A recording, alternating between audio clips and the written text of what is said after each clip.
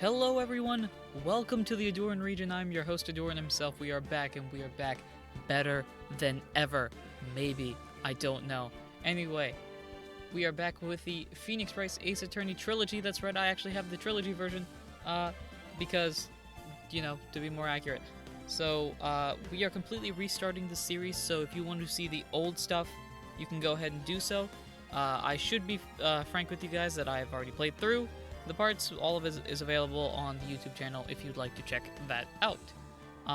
With that said, I think we might as well just dive on in. So a lot of this stuff right now is going to be stuff that I've already known, just because I've played through it recently. Obviously, that causes surprises not to be a thing. I kind of have a general idea of how the story goes.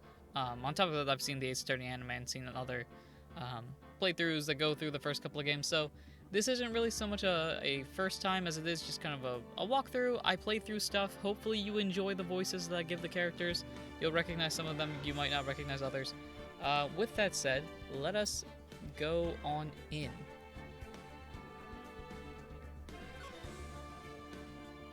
So, we are going to change... Yeah, let's do that, because you want to hear the objections. Also, what's this stuff? Oh, you can just jump through the different games. Cool. As you can tell, I have not done this. Let's just start with the first one, because we might as well do that. The first turnabout. Before I begin, I'm going to adjust the volume real quick. I'll be right back. Okay, let us start this up.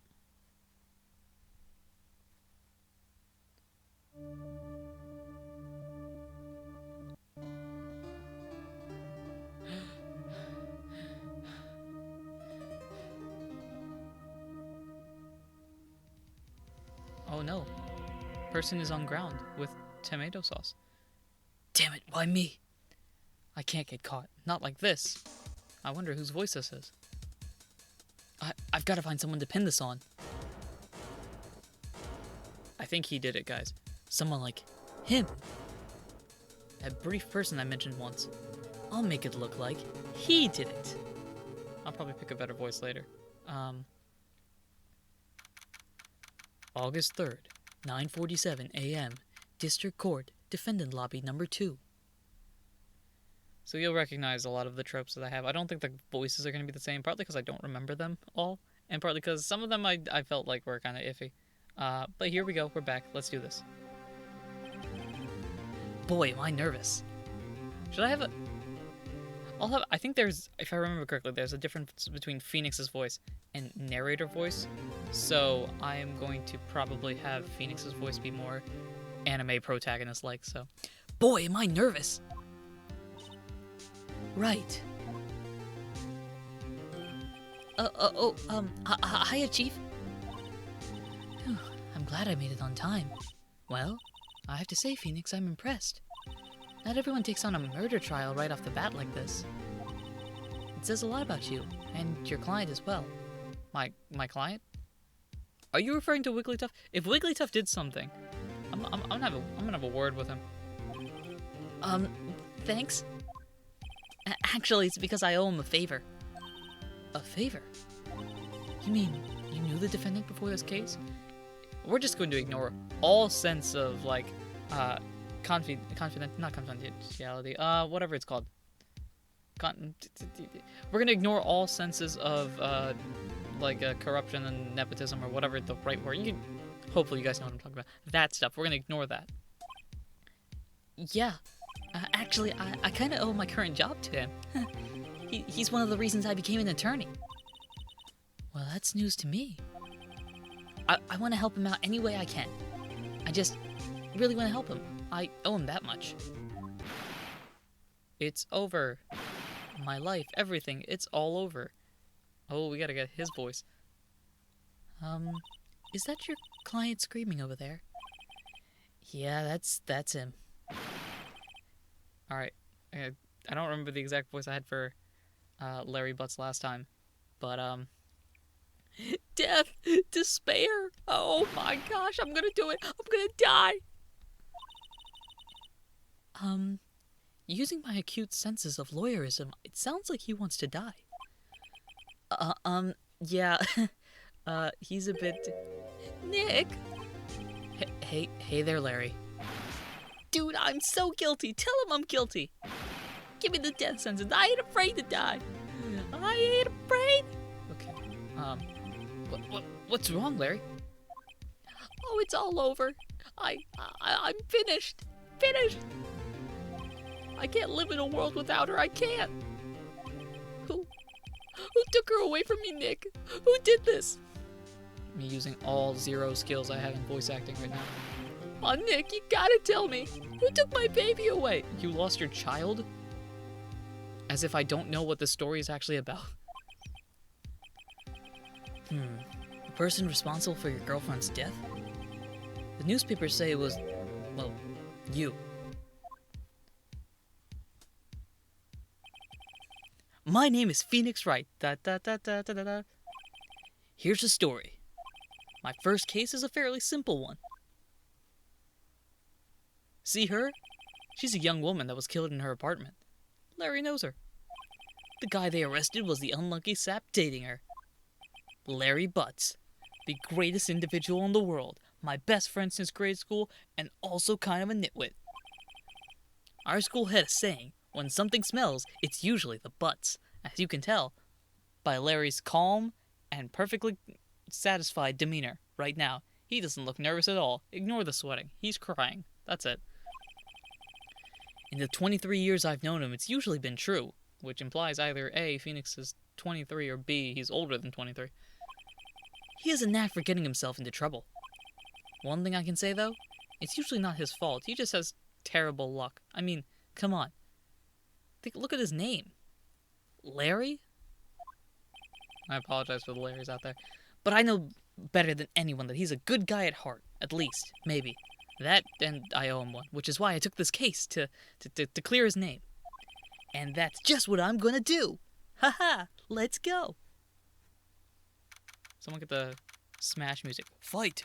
Dun dun dun. Okay. August 3rd, 10 a.m., District Court, courtroom number 2.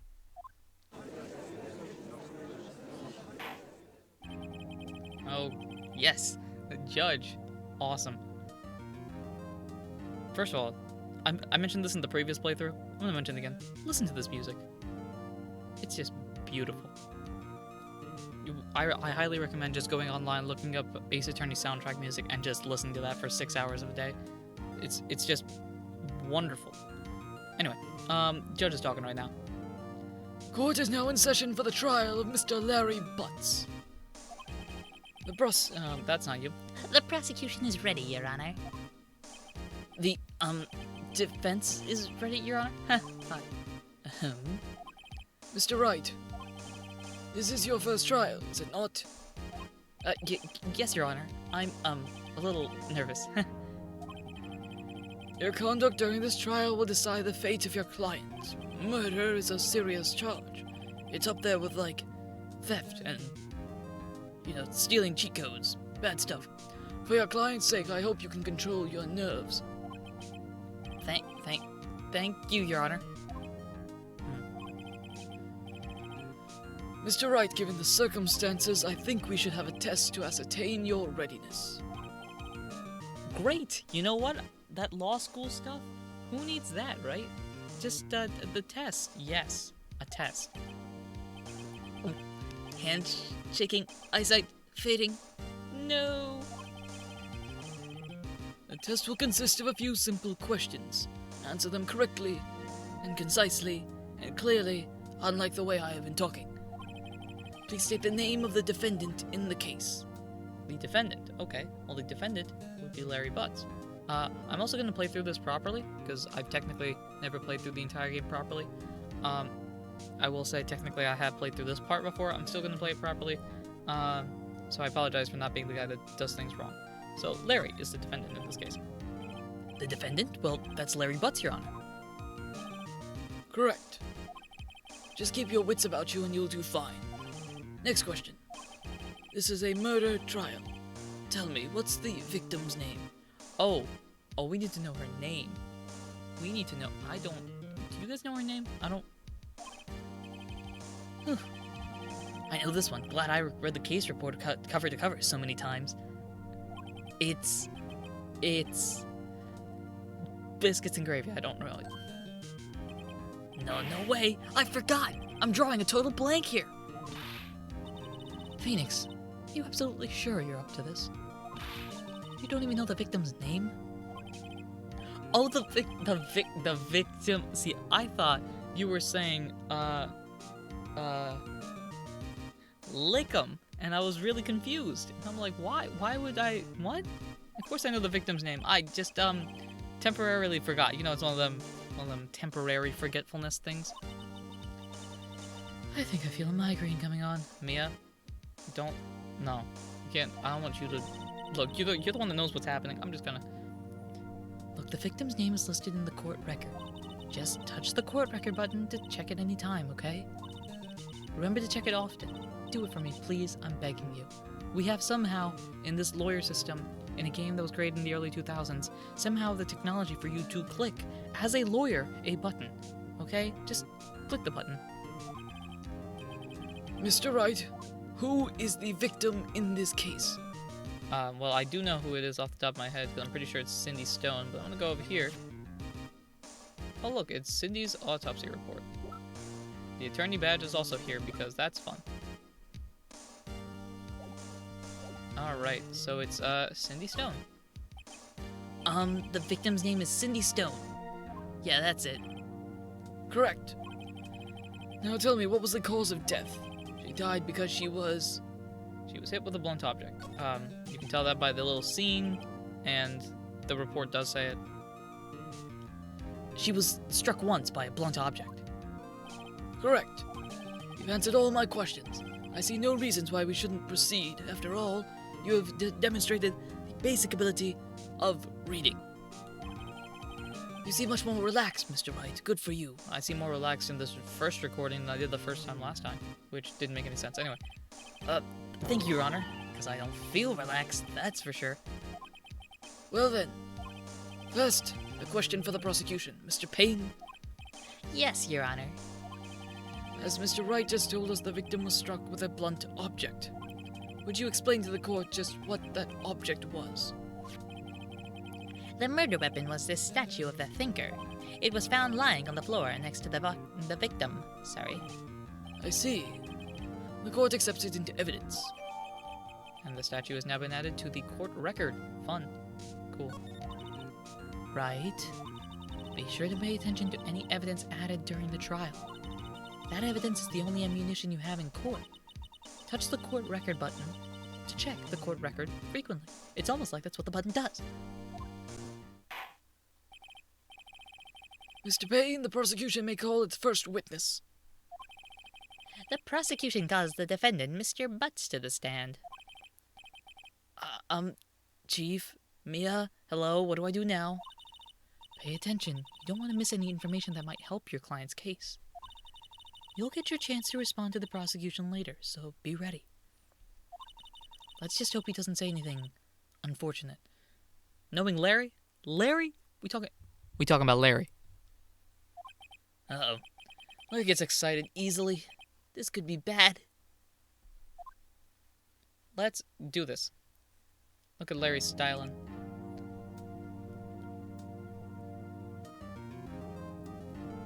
Ahem. Mr. Butts, isn't it true the victim had recently dumped you? Oh boy. Hey, watch it, bud. We were great together. We were Romeo and Juliet, Cleopatra and Mark Antony. Did those guys die? I'm no literacy person, but in literature, they generally went skadoosh, so it's not exactly a great, trend. I wasn't dumped. She just wasn't taking my phone calls or seeing me, ever. You know, generic. What's it to you anyway? This is a court. Mr. Butts, what you describe is generally what we mean by dumped. I'm not saying I have experience with it. In fact, I am the one that does it to the other people. In fact, she had completely abandoned you and was seeing other men. She had just returned from overseas with one of them the day before the murder. Oh. She's a word. She's a word. What word is it? She's a word. That's all I'm gonna say. What do you mean, one of them? Lies, all of it lies. I don't believe a word of it. Your Honor, the victim's passport? According to this, she was in Paris until the day before she died. Ooh, look, a passport has been added to the court record. Indeed, she appears to have returned the day before the murder.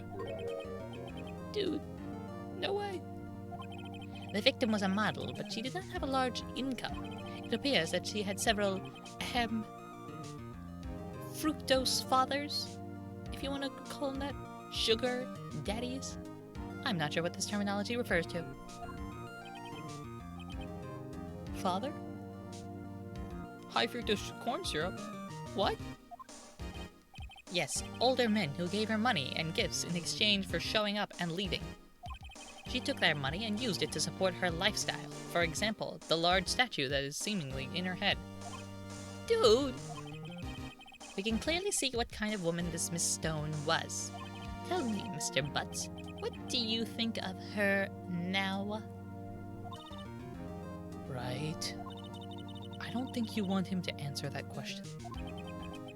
Yeah, Larry has a way of running his mouth in every wrong direction. Should I... I'm gonna stop him. My client had no idea the victim was seeing other men. That question is irrelevant to this case. I don't know what oof that was. Dude, Nick, what do you mean irrelevant? No, I have half a mind to slap Larry right now. That cheating she-dog. Oh, no. I'm gonna die. I'm just gonna drop dead. Yeah, and when I meet her in the afterlife, I'm gonna get to the bottom of this.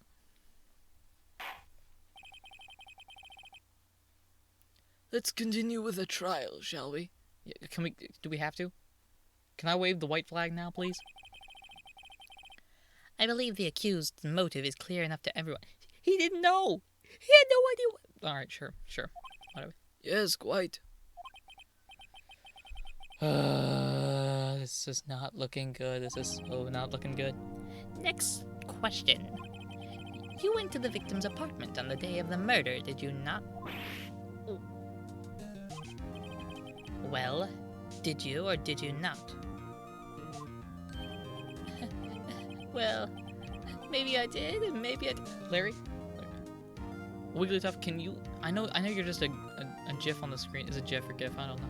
I know you're just an image on the screen right now. Can you just wake up and slap Larry with a double slap, please? Oh, he went. What do I do now? I don't know, stop him, I guess? I'll send him a signal. Ahem. Lie like a dog. Help me. Help me. See, well, it's kind of like this. I don't remember. You don't remember. Well then, we'll just have to remind you. I got a bad feeling about this. We have a witness that can prove he did go to the victim's apartment that day. What? What? Well, that simplifies matters. Who's your witness? The man who found the victim's body, just before making the gruesome discovery. He saw the defendant fleeing the scene of the crime. Larry, if you don't get your beady eye looking... Larry. I don't know what's worse, the fact that you're going to jail or the fact that I'm going to start off this career with an L. Order! Order in the court! Mr. Payne, the prosecution may call its witness. Yes, Your Honor. This is bad. On the day of the murder, my witness was selling newspapers at the victim's building. Please bring Mr. Frank Sod to the stand. Oh, you know he saw it. He saw it. He saw it. Of course he saw it. This guy looks perfectly trustworthy. Mr. Sod, you sell newspaper subscriptions, is this correct? I need a voice for him. I don't even remember what the voice was last time. Actually, now that I think about it, Lo, just between you and me, he did it. So I'm just gonna give him my voice because, yeah, sorry. oh yes, newspapers, yes. Mr. Sarge, you may proceed with your testimony. Please tell the court what you saw on the day of the murder. Up, witness testimony time. Let's get going. I was going door to door selling subscriptions when I saw a man fleeing an apartment. I thought he must be in a hurry because he left the door half open behind him. Thinking it strange, I looked inside the apartment. Maybe I should be overtly Then I saw her lying there, a woman, not moving, dead. Ni. I quailed in fright and found myself unable to go inside. I thought to call the police immediately. However, the phone in her apartment was not working. I went to nearby park and found public payphone. Sorry. I remember the time exactly. It was 1 p.m. The man who ran was, without a doubt, that defendant sitting right over there. That specific, yeah, him. I see a Wiggly tough vibe into the music. Anyway, Larry, why didn't you just tell the truth?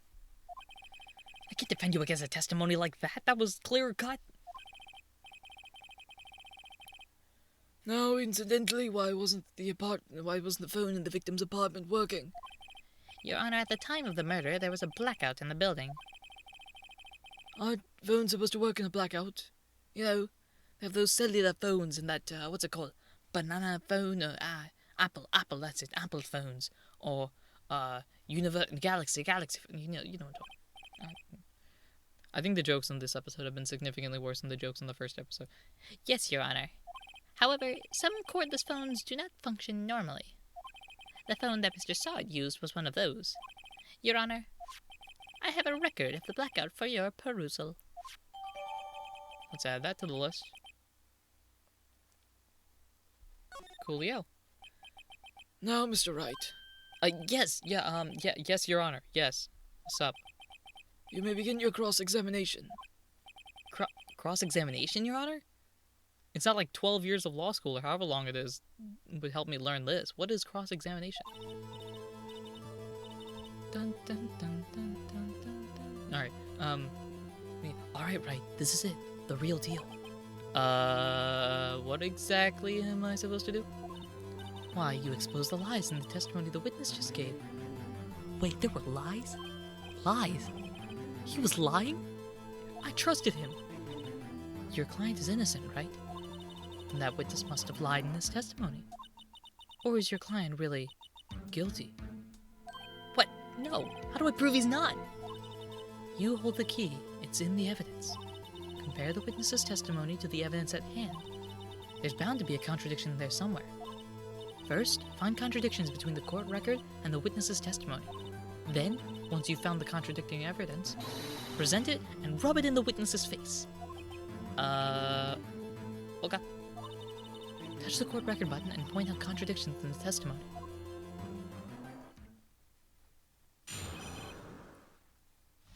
Cross-examination time.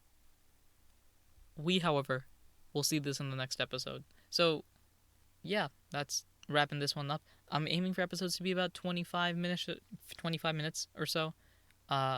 We will see, of course, if I stick to that, because sometimes it will go very, very long, and sometimes it will go very, very short. I'm leaning towards long, because that's generally my style. I also don't know when I'm posting this one. There'll probably be a schedule made before this episode came out, so you'll know before I do. Anyway, thank you very much for watching. I hope you guys all enjoyed. Thank you very much for supporting me in any way, shape, or form that you do. And until next time, take care.